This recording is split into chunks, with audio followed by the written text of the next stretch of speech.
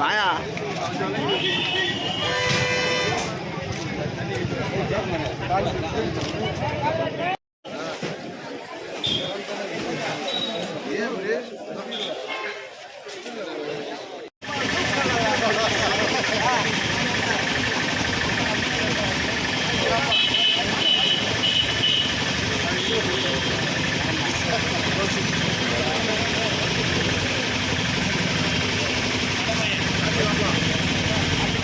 தாய்மார்களும் பெரியவர்களும் இந்த மருத்துவ முகாமிலே பங்கெடுத்து சிறப்பு செய்யுமாறு அன்போடு வேண்டுவிரும்பி கேட்டுக்கொள்கிறோம்.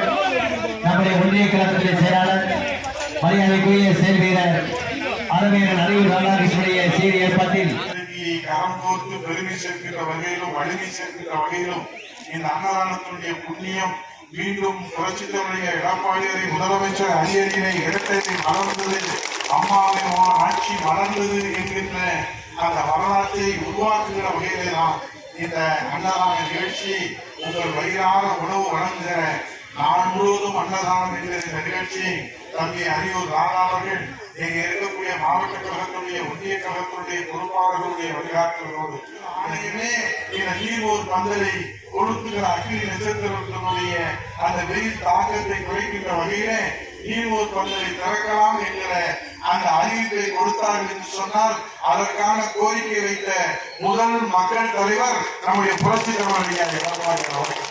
அதற்கு பிறகுதான் மற்ற கட்சிகள் எல்லாம் களத்திலே வந்தார். இன்றைக்கு நாங்கள் புரட்சி தலைவருடைய பிறந்த தின விழாவிலே அன்னதானத்தை வழங்குகிறோம்.